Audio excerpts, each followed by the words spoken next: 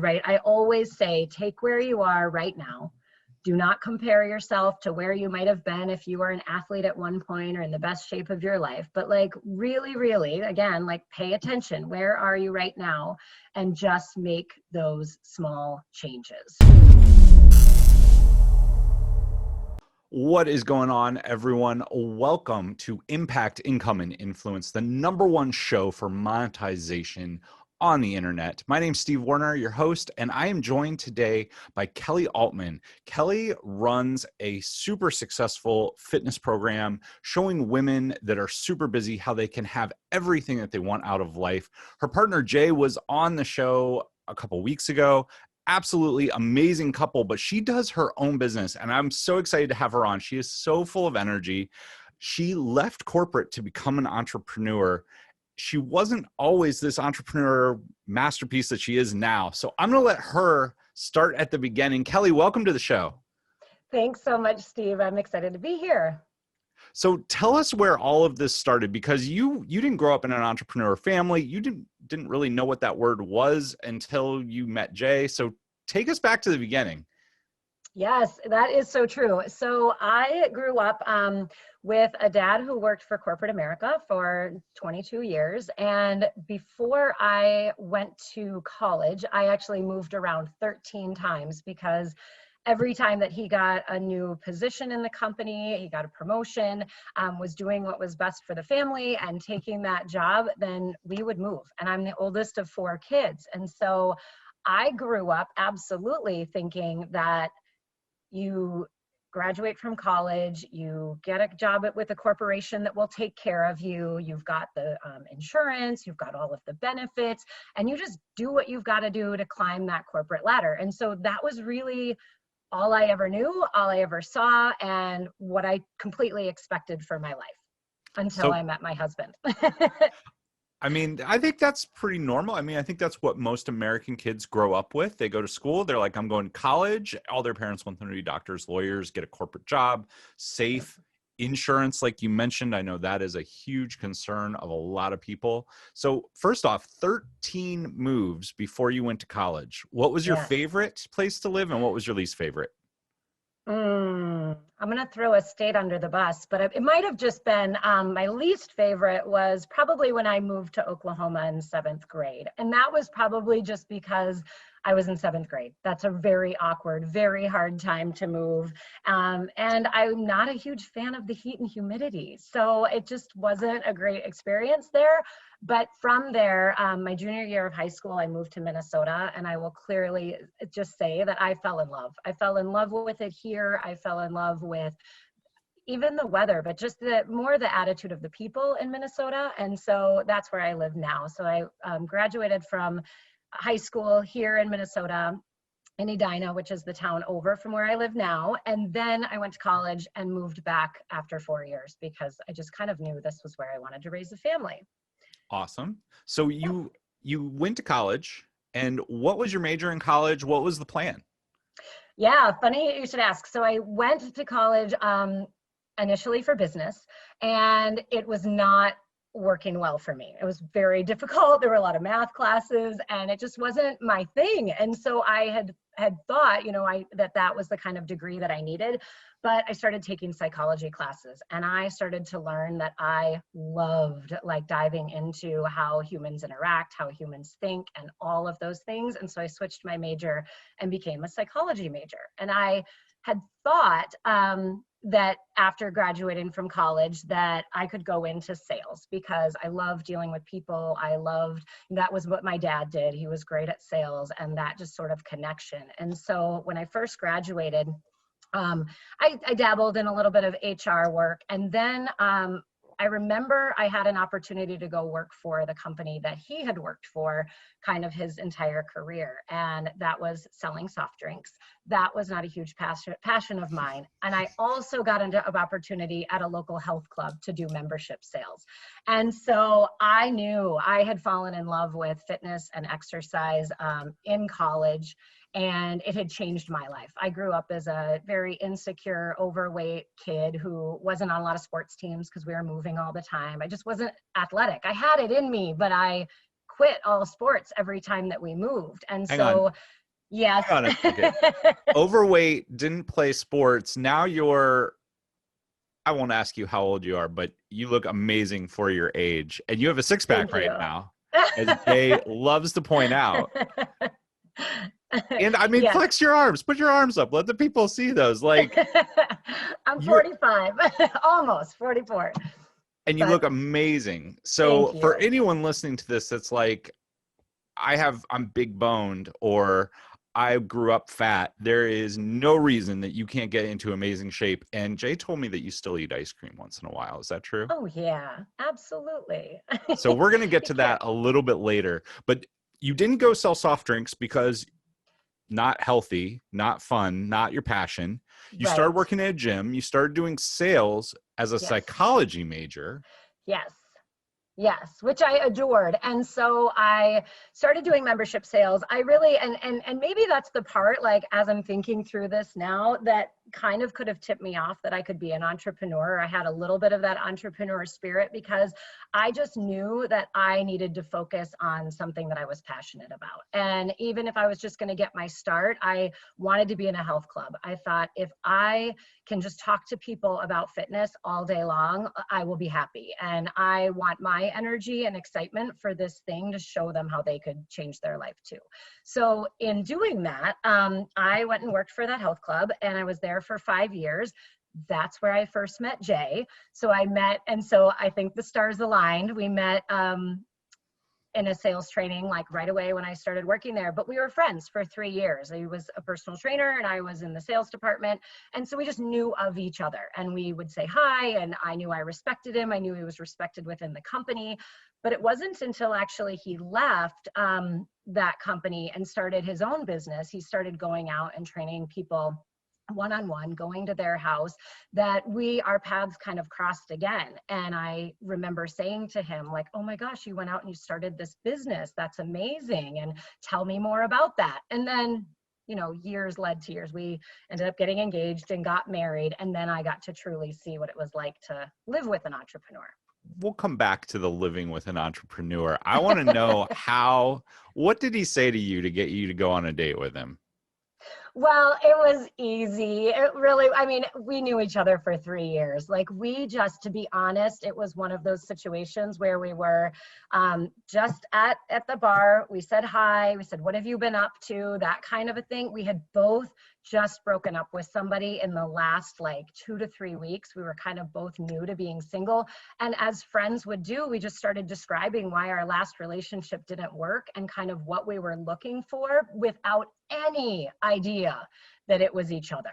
None. And I think that night we both kind of turned around and went, oh my gosh, has this been right here? That's so weird. And so it was pretty fun. So from that night to engaged to married, how long? I think we were engaged within 8 months, and then we were married a year later. Sometimes you just know. I love it. Yeah. You guys are an amazing couple. Just seeing you hang out. You guys both have so much energy and such a light coming from you. It's awesome. Thank you. So you get married to Jay, and Jay is a dreamer.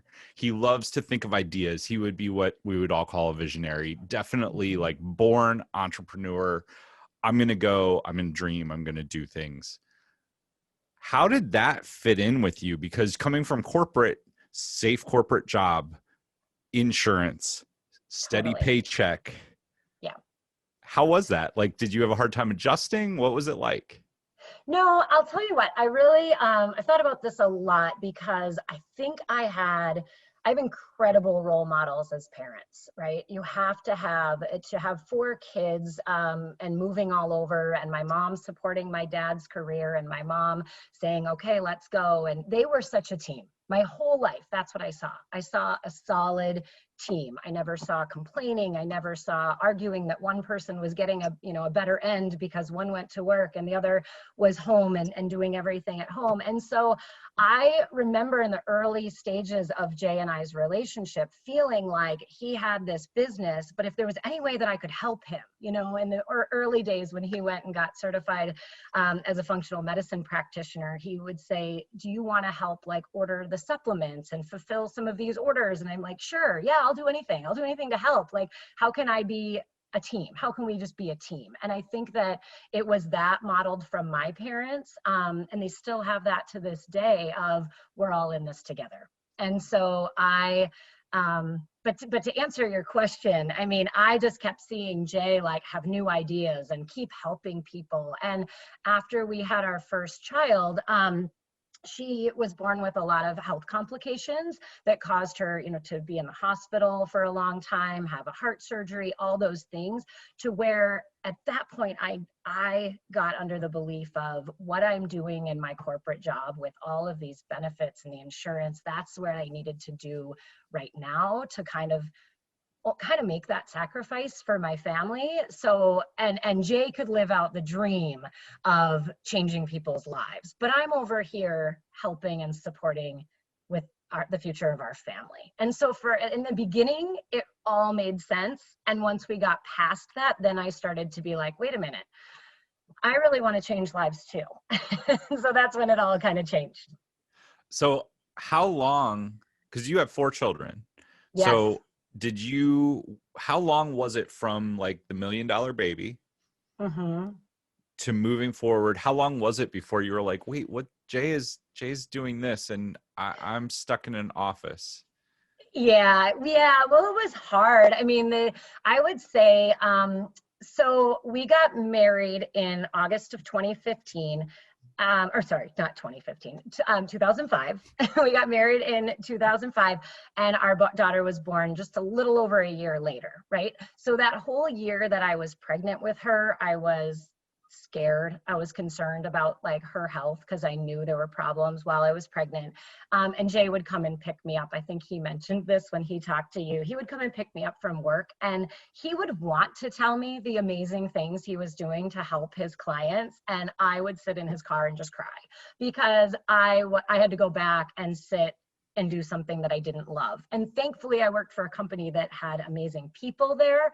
So I was like, oh, I'll go to the office. I'll be there for the people. I wanted to do well for them, but really slowly, I just did not like what, 8 to 9 hours of my day looked like. I mean, I think the biggest thing that drives entrepreneurs is the first one is impact. And the second one is freedom. Like, yes.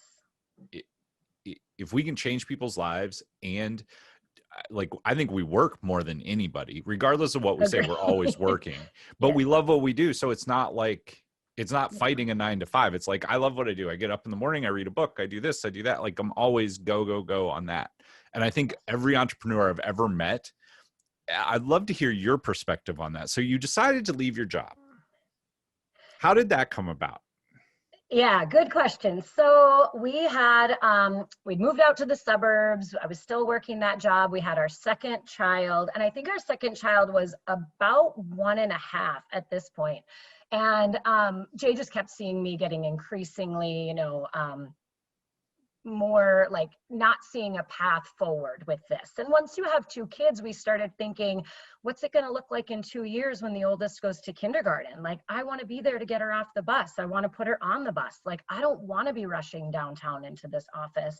And so he brought me to a fitness conference it was like May of 2010. And so we went to this fitness conference and they said a few things that just really resonated with me. I was in tears and Jay said, I've been doing all this one-on-one personal training. I'm thinking about maybe we should move into groups and I would want your help. Like, do you want to lead groups of people? Because it's really empowering, right? More people can afford you if you do it in a group situation. It brings together that sense of community. It's fun. We love exercise.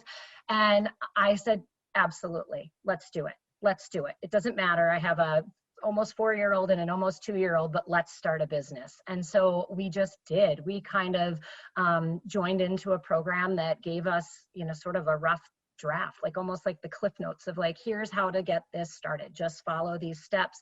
And we did it. And we were being pushed way out of our comfort zone for both of us. We didn't know what would happen. We started small, and we just started our fitness business by renting somebody else's place and just starting with people that we knew. So I love that you did that.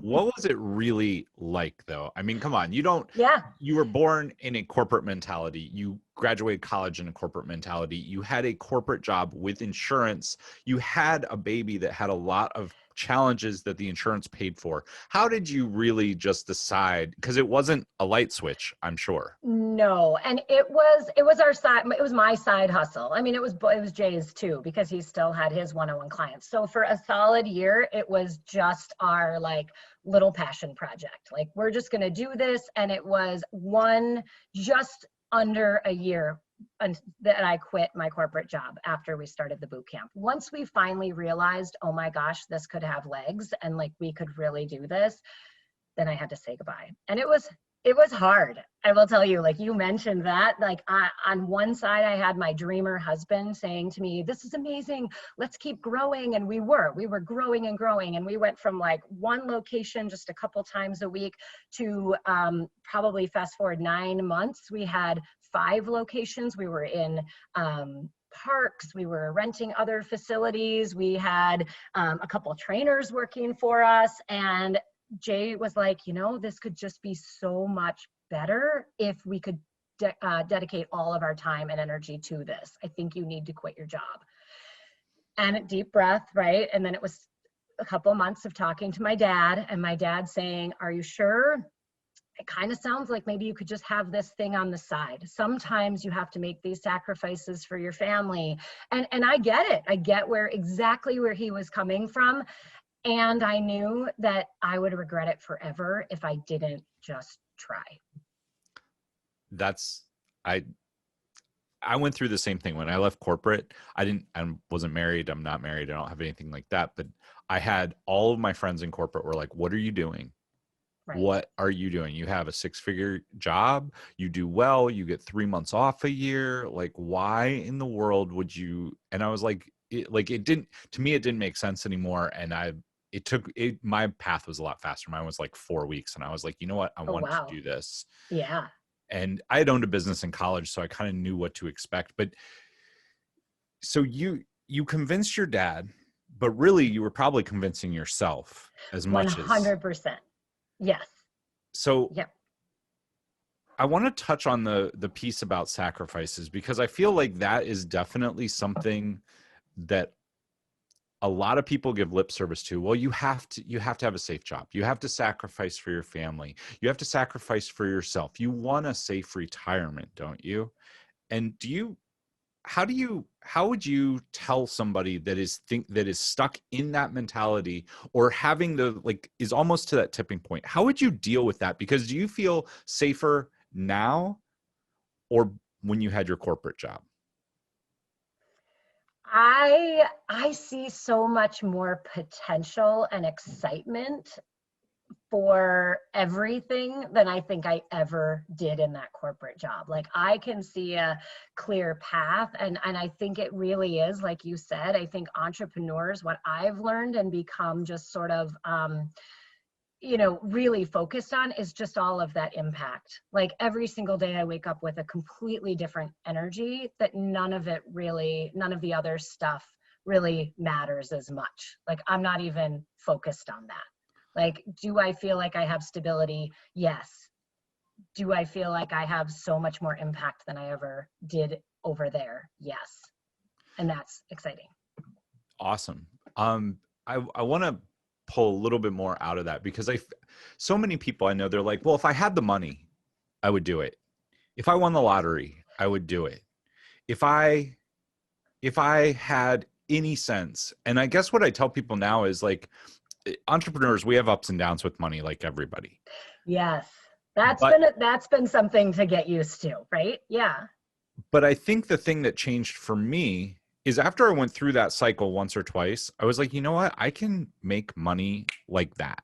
Yeah. And I can make a lot of money like that, right? Like I've had 100K months, and it's like, Amazing. Yeah. when you learn that in your head, you have the stability to do it. And I think you did it right because it took you 9 months. So from starting with nothing, and if you just quit your job and you're like, I'm going to force myself, you're going to have so much pressure and be unhappy, right? But you did it the right way.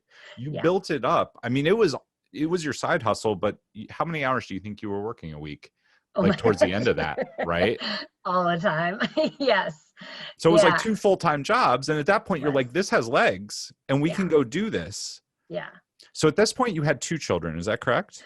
We did. Yeah. And I think that, I always say that to Jay. I'm like, oh my gosh, had we met in like our early 20s and started this, like that would have been amazing, because there are times where you get so excited about something. And when we started that boot camp, we had our 2 kids. And I remember being like, I'm embarrassed to tell people that they're eating like cheese and crackers every night for dinner, because I have like 700 emails to respond to and a million other things to do. I had workouts to rate. I had, just billing to do, all of those things. And it's just amazing how, when you're so lit up, like how much you can kind of take on and go, right? And yes, I build on all of those experiences, Steve. And that's the thing that's even kind of brought us through this whole COVID situation, when our gym shut down, when we had to completely pivot our business and figure out how we were going to still serve our clients when the physical doors closed. And I just kept drawing on those situations. And I thought, I've been here before. I've had to think on my toes very quickly, right? And just run with something. And so it's all about realizing, how much kind of control and creativity that you get to have as an entrepreneur, and then that kind of confidence of saying, I've figured this out before, I'm gonna figure it out again. Yeah, I think that is really what makes a successful entrepreneur, because things change. So you had 2 children, you started this full time, you left your job. Yeah. What happens when child number 3 comes along? Yes. So we've, ebbed and flowed through the business. We ended up leaving all of the different locations that we had. We didn't own any of them. We just were renting space. Around the time that child number 3 was born, I decided that was going to be my last child. And so I had 2 girls, and I was going to have a boy, and he was going to be our last kid. We planned that. So we had him, and I wanted to stay home. I wanted to kind of take more of a back seat to the business. We hired a manager. We had our 1 physical location, and Jay and our manager of the gym really ran it for a couple of years, probably like 2.5 years. And I took a back seat to the business and just sort of stayed home with him and did my own thing. And so that's how it kind of shifted and changed. And then I realized I wasn't really happy with that. How did that go for you? Because you're somebody who likes to do things. You're a doer. Yes. Jay's the Yes. dreamer. You're the doer. Yes. And now you're at home, you're raising kids, you're doing. Yes. But you decide you have to go back to work. So one, how did the manager, good experience, bad experience? Would you recommend it? Yeah, it was all just shifting. We were growing in our business as well. And so I think just kind of navigating all of those different roles. But what's interesting for me, and that being in that situation, honestly, is what catapulted me into kind of pivoting and going in a direction of being a health coach for women, is because I realized at that point that I didn't really know what I wanted. I had really taken a total backseat to my own life, and I would kind of say I wanted certain things, but then I wasn't really happy, and I was very reactive to just everything that was going on, either in our business or in my life. And I felt like life was ruling me, and I was so busy, yet I wasn't really happy. I wasn't really doing the right things or the things I wanted to do. How did you change that? Because whether you're a woman listening to this or a man, like I think every single person wakes up one day and has that they're like, what the F just happened? Yeah. Like, how did I get what am I doing? here? Yes. So totally. you said you were very reactive, which I think that is a key word. But Mm. go ahead. I want to hear how you you had this aha and you were like, I need to do something. What changed? Yeah, well, sometimes people can say like you get that sort of like wake up call. And for me, that summer, and probably for like 6 months, I was dealing with a horrible case of eczema all over my face. Like my face broke out and like this horrible rash. And I truly believe that, with what I know about the human body, a lot of times our body's trying to send us signals that something is not right. And I think I was just under a heck of a lot of stress. I was, I don't know, I had no boundaries and it was like coming out all over my face. And so all of a sudden I was like, oh my gosh, something has to change, right? I need to calm down. I was just kind of living in that situation of like I just said, just being very reactive to all of it. And I didn't know what I wanted or how I wanted to move forward, right? At that point, some of my role in the business, I kept saying I wanted parts of it, but when Jay and the manager were trying to run it, I didn't want to do what they said. I was trying to break free. I'm very, independent, a little bit stubborn. Jay and I, we both are like that. We understand each other because we don't love to be told what to do. And so I had created a position for myself inside of the business that made me sort of miserable, if that makes sense. Like here I had my husband telling me what to do and I had a manager telling me what to do and I didn't want to do any of it. And it didn't really resonate with like my core beliefs. And so I needed to change. So what did you do? What did you tell me what, because I feel like a lot of people would have said, well, I need to get a divorce, or I Oh, need to sell the business, or I need to, maybe it's not my fault. None of this is my fault, which I think the first thing that separates is you took responsibility for it. So what totally. did you do moving forward? Yeah. Oh my gosh. I like became obsessed with like personal development. And I went and I bought a health coaching certification program. And I literally blocked my schedule to just dive into that all day, every day. And I thought, I don't want women. There's must be so many women out there that feel this way, that feel like motherhood has completely like overrun their life. They're trying to work and figure out who they are. And when you ask them that simple question of who are you and what do you like to do, they literally look at you like a deer in headlights. Because that's how I had felt, right? Somebody said, who are you and what do you love?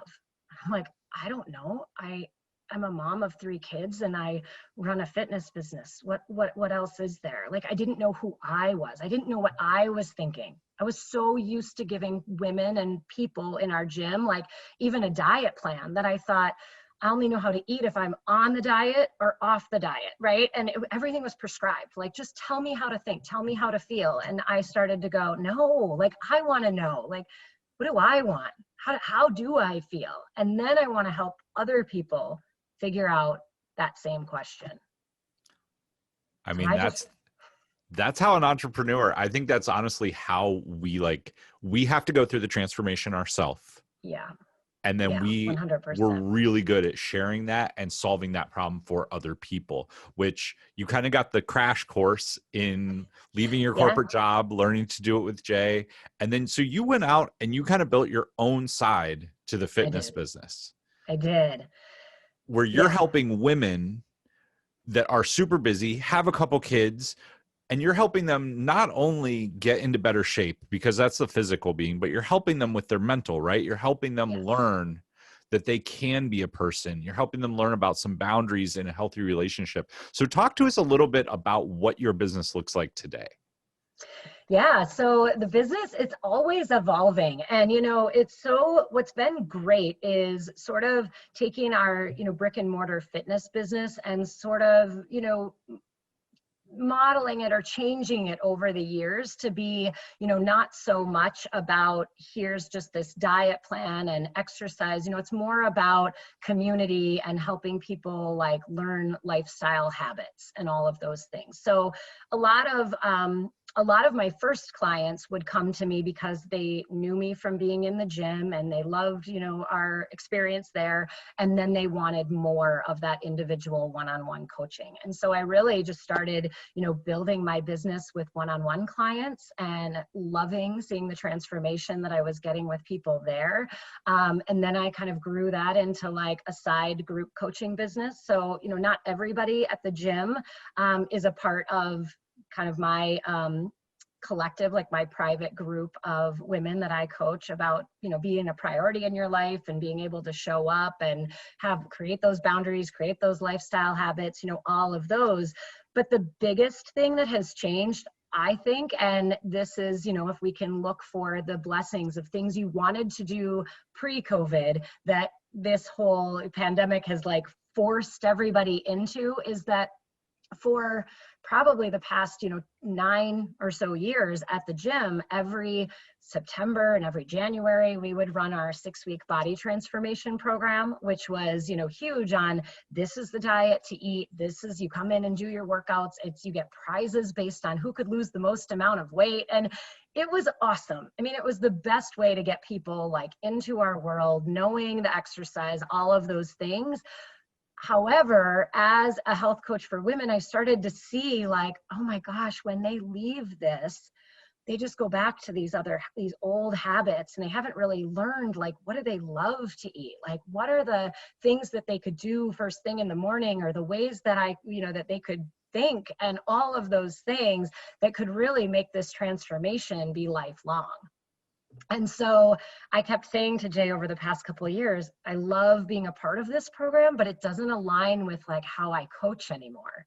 And so that was a little bit tough. But since the gym closed and we're not having, groups of 50 to 60 come in, and I'm not doing measurements and, body fat or anything anymore, I created kind of an online program that I call the 6-week lifestyle upgrade challenge. And it is all about giving people the simple framework to walk them through in a supported environment, how to upgrade all the parts of their life. We upgrade their mindset, we upgrade their routines, we upgrade their nutrition, upgrade their exercise, we upgrade their environment, and then it upgrades their future, so that when they leave, and this is all like online course format, so that they come into our community, they can show up to our recorded workouts or our live Zoom workouts, or if they're local, they come into the gym.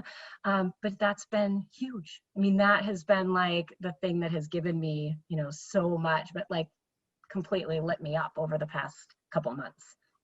That is awesome. I mean, I will agree, like COVID, horrible thing, but it has forced the entrepreneurs who approached it with an open mind have grown a lot. I know it changed my business. I had to develop a whole front end because I only did high ticket sales that were like in person to build live events, which no live events, there's nothing I can sell. So I got to pivot and do a whole front end. And you did as well, but you found joy in it.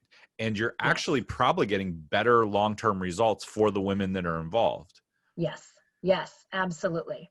So when you meet a woman who comes into your program, what, off the top of your head, what are the like 1 or 2 things that you see that like the same question comes up over and over and over again, right? What are those 2 questions?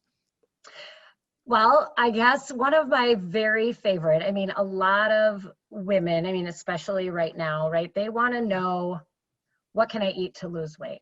Or how can I exercise to lose weight? Those are always the biggest ones, right?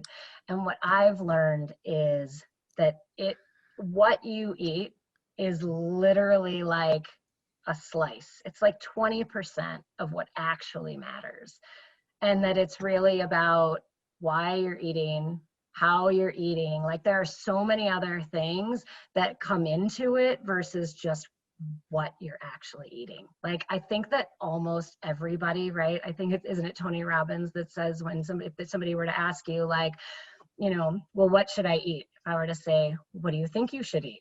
And they said, I don't know. Well, if you do know, what do you think you should eat? Do you think that you should eat donuts for breakfast? Do you think you should have a bottle of wine every night, right? Like most people know I should not do those things. but they put so much focus, I think, because we put so much of a focus on the food when sometimes it's so many other things. Well, I mean, what I'm hearing you say is you tell them you sell them what they want and you give them what they need, right? I'll give you a Yeah. diet plan. I'll Yeah. help you figure out what to eat. You already know, Yeah. right? I mean, you probably do. But I think I mean, my girlfriend is always like, should I do this diet? Should I do this diet? What about this? And I'm like, you don't need any of that. But it's much easier to come up with a quick fix, right? Of this Yes. diet or this workout plan. If I just follow this workout plan, it'll work. So how do you, when women come in and they're looking for a diet and they're looking for a workout plan, Mm-hmm. and then you start to get them going on their mindset and start to get them going on their habits, what's the number one habit that you think every woman should have to better their lives? Maybe not just women, but everyone in general. What do you think is like one or two habits that people could instill that would really move the needle for them? Paying attention. I think paying attention to the thoughts that they're thinking, the things that they're telling themselves, and paying attention to true hunger or what they actually need, right? Being better able to pay attention to how you feel, being better able to pay attention to what you want, and making choices based on how you want to feel versus what you think you should do. So tell me how to do that. Yeah, well, I mean, in our lifestyle upgrade challenge, we really do. I mean, I think a lot of times in the very beginning, we talk about just coming up with those words that are how you want to feel every single day, right? So I'll take myself as an example right now. So I love to work. I would love to have as many clients, right, as I can and work as much as I can. And I have 4 children, 3 of which are in my house doing their online schooling. And one of them is a 7-year-old boy that takes a lot of patience, right, to be able to get him through his school day. So when I wake up in the morning or each day, I know that a way that I really want to feel is I really want to feel intentional. I really want to feel patient, and I really want to feel calm. And those things don't come really easily for me because I'm a pretty, like energetic, if I don't do the right things, I won't get to those 3 ways that I want to feel with him. I won't show up in the way that I know I want to show up with my 7-year-old son as I'm trying to get him to focus on his math homework, right? Mm-hmm. And so I kind of work backwards and I say, I know how I want to feel. Now, what do I need to do? How do I need to structure my day? How do I need to structure my thoughts? How do I need to structure my meals so that I show up that way, right? Because if I don't exercise in the morning, I don't have a very good opportunity to be calm with him because I have too much energy that I haven't burned off yet. If I eat donuts and coffee for breakfast, I don't feel calm or patient or happy. I feel irritable and anxious and all of those things, right? And if I go into talking to him and I say, or, helping him with his work, and I am thinking, I hate this, I wish they were in school, COVID is ruining my whole entire life, right? Or whatever it is, right? Like if I go in with those thoughts, that's terrible. That's no way to think to go into something, right? I need to say, I have an appreciation that he is here with me. I'm going to do my very best. We all know that we've made the decision. I mean, we chose, our school did go back in a hybrid situation, and we chose to create consistency with our kids by just keeping them home each day and doing the program that our school district offers, which I feel confident in. So I have to remind myself each time that I go in saying, I chose this. I'm doing this for a reason. This makes me feel good, right? And That's so that's awesome. it.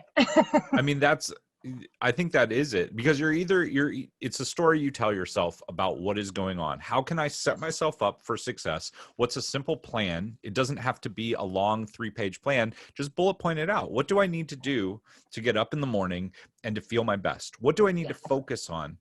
I guess the 2 things that I would ask you, because I know when I tell people this, people say, well, what do you do when you just don't want to work out? Because there are times when, I work out in the morning. It's the first thing I do when I get out of bed. I'm half asleep when I do it because by the time I'm awake, I'm done with it. But Yeah. like, there are still days that I don't want to do it, but I just do it. I just force myself. I'm like, what's the smallest increment, right? Instead of thinking Yes. big, I'm like, okay, today's the first exercise is push-ups. Get on the ground, put one arm down, put the next arm. Okay, I'm doing push-ups. Like, Yes. instead of looking at the big picture. But what do you tell people that would say, I struggle. I want donuts for breakfast and I can't say no. Or I know I should work out. I have a gym in my house I spent thousands of dollars on, but I Hmm. just can't bring myself to do it. How would you tell people to start moving forward and to start making smaller changes? Yeah, that you just totally hit the nail on the head, right? I always say, take where you are right now. Do not compare yourself to where you might have been if you were an athlete at one point or in the best shape of your life. But like really, really, again, like pay attention. Where are you right now? And just make those small changes, right? Like just really small, and ask yourself, what do I need today? There are days where we need more energy and we might need something that's a little bit higher impact. There are days when we're, on the roof and we might just need a calming activity. We may need to just go for a walk or do yoga or just lay on the floor and listen to a 5-minute meditation and breathe, right? Like every day doesn't have to look the same. And if you really get clear on what's going to get you closer to that, like kind of that desired state that you want to be in, I think just realizing that sometimes you don't have to want to do it to have it be important, right? You don't have to want to do it, right? I remember, I mean, if my child was, 2 hours away, I don't have to want to go drive 2 hours to know that it's important for me to pick them up. So you do it, So you right? do it. So, Yes. okay, I have a question, and I grew up with three sisters. I've dated plenty of awesome women. One of the challenges that I see versus a guy's mentality, if I don't want to do something, I'm doing it. Like I just put my head down, I just do it. Yes. Guys are a little bit less feeling oriented. The women that I know will say, I want to work out. I'm going to work out. I'm going to get in the best shape of my life. I'm never eating chocolate or cake or ice cream again. I'm going on a great diet. And then they have a bad day or something triggers them. And they're like, oh my God, waterworks. I need chocolate. I need ice cream. I need cake. And I'm laying on the couch for the next week. Like Right. a little bit dramatic, but how would you recommend? Because the thing that I always tell anyone that I'm with that's going through that, I'm like, dude, like comfort yourself. Don't beat yourself up for backsliding or making an incorrect decision, but get back on the wagon as fast as you can. That Yes. honestly, that advice has not worked well for me. I usually get the stink eye. So I would love to hear your thoughts on how to overcome those challenges, because I think it's a Yeah. different set. And I think you probably have a really good takeaway for that. Yeah, it is interesting. I say kind of, back up to the beginning of that. And I don't believe anymore. I did for many, many years of kind of being that all or nothing, right? Like I don't love that I follow this strict plan and I am so strict. I actually don't even advise my clients for cheat days or anything like that anymore. I help women figure out a way that they can live all the time so that they don't ever want to stop, right? So you just like create your own plan. A lot of times when you're following, like you said, like, oh, I'm just going to be perfect, I'm going to do everything perfect, and I'm going to exercise and that's perfect, and then I'm going to eat all these things and that's exactly perfect. We feel like when we make one little slip, we may as well make it like a complete tumble and all the way down the hill, right? But I think it is kind of that, it's just a practice of kind of catching yourself and realizing that sometimes the things we do, like you had mentioned, the things we do we think are going to make us feel better actually make us feel 100 times worse. So it's paying attention to what's actually going on and just being honest, right? Taking full responsibility and saying, like, looking at right now and just saying, if that being on a really strict diet does not work because it makes you think about cookies and cake and ice cream all day long, then don't do that anymore. right? Like give yourself, if there's one thing, like give yourself that little thing that you want to enjoy, because a little bit doesn't have to turn into all of it, right? So it's all just about that perspective that we give ourselves, that a lot of people come to me and they're like, well, I don't know, I'm all or nothing. I'm like, really? So like when you start running, you're gonna like run all the miles always? Like you're gonna just start, but you're like then never gonna stop? I don't believe that. I don't think you're all or nothing in everything. It's just we get used to an approach that we've told ourselves is what we do. And we just are in the habit of thinking that that's the only way it can be. And so I always talk with my clients about, we're not allowed to go in the past and talk about what you've done in the past. We're not allowed to think too far into the future because we're not there yet. We're just going to practice being right here. I love it. I think that is probably the most powerful advice. Because if you look in the past all the time, you're like, well, this is how I did it before. This is how I'm going to do it again. And then you're going to end up with the same results. If you want new results, you have to focus on what you're doing right now. And where do I want to be next week? Where do I want to be next month? Like, okay, does this get me there? I think the other thing is, like you said, eating ice cream is great. I love ice cream. But eating ice cream all the time or binge eating ice cream, I'm going to feel good for 30 seconds. And then I'm going to feel horrible for the next 6 hours, day or two, right? So it's like, okay, can I just have a couple bites once or twice a week, enjoy it, put it away? Maybe I used to, before COVID, I would only eat dessert. I love dessert. I would only eat dessert if I was out to eat. If I didn't keep any sugar stuff in the house, like nothing really. And that was a good way to do it. But now it's changed a little bit, but I just buy the really small ice creams. So I want to pull out one more tidbit that is just like a takeaway for the women listening. Women who are over 40 and they're looking to get into shape and they haven't been exercising for years. What is one exercise that you would tell them they could do that's not going to beat them up, it's not going to make them super sore, and it's also not going to take more than 10 or 15 minutes a day? What's something they can start doing to start moving the needle a little bit and to start really feeling better about themselves? Because I think getting into momentum.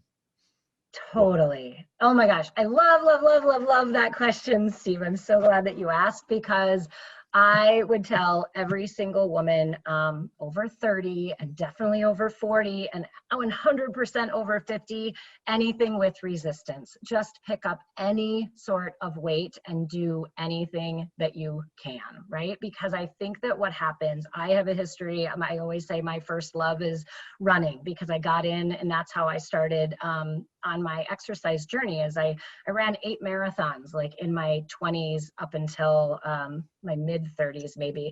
But I think we're all used to doing lots of cardio. And for women, the one thing that's going to move the needle and is going to help boost your metabolism, help you age, stronger, all of those things, is just any sort of resistance exercise that you can do. There's so many free workouts on YouTube. All of our workouts at Altman Fitness are all on Zoom now. So we've got virtual memberships all over the world, but it's literally starting where you are, giving yourself grace, whether you pick up a couple soup cans and you're doing some bicep curls, or you're doing some squats, or you're able to like do a couple push-ups on your knees, right? Start so small that when you're done, you feel amazing. The only goal is that you feel amazing. You don't feel beat up. You don't feel injured. You don't feel exhausted. And you feel like you could do it again tomorrow. And you just start and you keep going. But it's not about saying, I need to start exercising. I should be running 3 miles. I should be, we can get in some cardio, but women need strength training. Women need strength training. So just do some squats, just do some push-ups. Awesome. I love that. Like that. I think that is a great answer. So Kelly, you've kind of taken us from all the way moving 13 different times, being raised with a corporate mentality, going to college, thinking you were going to get a corporate job that was going to last you the rest of your life, to marrying this amazing guy who lights you up and gets you to dream the entrepreneurial dream. You start a business, you start serving just women. You're where you are today. I want to talk a little bit about being married to an entrepreneur and how that is, because I think this can be a huge challenge and a huge blessing. And for all the entrepreneur couples out there or business owners who are listening, I'd love to talk a little bit just about your side of that journey, because when you got married, you were definitely corporate and he was definitely not. Yeah. How did you guys not fight about that? How did you, just tell me a little bit and I'll pull some things out as we go. Yeah, totally. That's such a good question because it has evolved like everything has. I mean, we've been married for 15 years, and just like a marriage evolves, I look at pictures of us when we were first married and I think we're just different people. We've grown, and so has kind of our entrepreneurial journey, right? Of what I thought it would be like working together when we first started the business. I never will forget that when we started our business, about 8 months into it, we did a one-day deal with Living Social. I think Jay talked about this. We had 770 leads coming in, and I'm returning every single email. And I had to go down to my corporate job, and I said to Jay, could you just take over for a minute and return some of these emails and book them into classes? And he looked at the computer like, what are you talking about? This is not what I do. I talk about things and I dream about strategy and I do all that. I don't return emails. I can't do it. I can't sit in front of a computer and return these emails. And I was blown away because I didn't think about strategy or the dream. I wanted him to do that. And I wanted to just let's just get this stuff done, right? And so it took us a really long time just to realize we both had a completely different outlook on what needed to be done in the business, and coming together on those is really important. We had to see each other's point of view and know that they're both valid. Does that make sense? Know that we Absolutely. both brought something to the table. However, people listening that are moms and are married and work and all of those things, they can also probably understand that as women in general, this is just something I believe, is that we all take on too much. We just do. I think that it starts with having kids and the baby being so completely dependent on the mother for survival, that a lot of times as women, it doesn't matter if we have to go to the bathroom. It doesn't matter if we haven't showered in 3 days. If the baby needs to be fed or eat or whatever, we put all of our needs on the back burner and we just do it. Whereas it's sometimes a little bit different with men, and especially, right, it kind of goes into that I just kept taking on more and more and more and more in the business, right? And so after several years, I would hear Jay start to dream, and Jay always has a dream, right? Oh, you know what we should do? And I'm like, no, don't tell me anymore. I don't want to hear anything else that we should do, because it makes me feel like then I have to immediately go and figure out how to make that happen. And so when I talked about how I came into my journey of just learning way better boundaries, I really had to do that with him too. But it's not about changing who he is. It's just changing about how I react to who he is. So there's that word react again. Yeah. So I think that I'm trying to think how to phrase this correctly. You can either react to a situation, right? Or you can build. There's another word for it. Reacting is a gut level response where you're triggered by something and it's not thought through. Right. Or you can think through how you should respond to something. That's yes. So I always say it's being intentional, how I want to intentionally show up, right? And that's huge, because that changes the course of a conversation, right? And we just had this recently where we were driving back from a morning of surfing, and I'm not always in the mindset of wanting to brainstorm, different business ideas. And Jay kind of is. He would love, if all day long, all we ever did, and it doesn't matter. Sometimes we'll be in the middle of breakfast with the kids and he's like, it'd be a great business idea. And I'm like, maybe not right now. Can we just not right now? But he had this great idea and he just went on and he was talking about all of these things. And I had no response. I just didn't, right? It took me just kind of listening. And he's like, so what do you think? And I'm like, I'm not sure. I'm not sure right now. I need to process this one a little bit. I really don't know what to say. I don't know if you're like asking for my help on something, or I don't know if this is just something that you're trying to process, right? So I think it comes down to like knowing ourselves, knowing that other person, respecting who they are, and also setting up what's the ideal role in all of it that you want to take. Like knowing, for me, it came from knowing what sort of boundaries I had to put up to be able to like listen to him dream and not think that it meant that I had to do something about it. Well, I think that's the key, right? Like you're supporting him, which is really what he needs is listening. He needs somebody to hear him. He doesn't necessarily need you to do something. I think if he did, he would ask you. Like he would say, okay, we're going to move down this. But you were taking it as, oh my God, he's coming up with another business idea. That means I'm going to have to do 50 more things. I've got 3 screaming kids. I like, get, right? And like anxiety. Yeah. I mean, my hat is off to you for realizing I'm a big person with boundaries too. That was actually my New Year's resolution. We set a word this year and mine was boundaries because I would do the same thing. I love to help people. And my calendar would fill up with appointment. And like, I'm helping all these people, but I'm doing it despite myself because I'm not setting boundaries. Because it was very hard for me. I want to help people. It was hard to say no. And before you know it, I've got no time to myself. I've got no space. So I want to pull back just a little bit because I want to talk what it was like when you were in corporate and when he was an entrepreneur, because I've seen business owners struggle with that.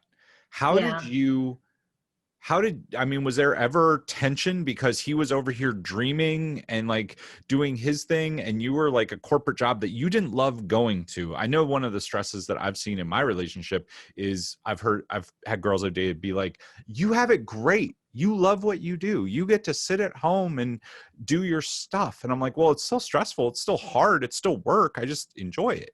Yeah. So was there any of that?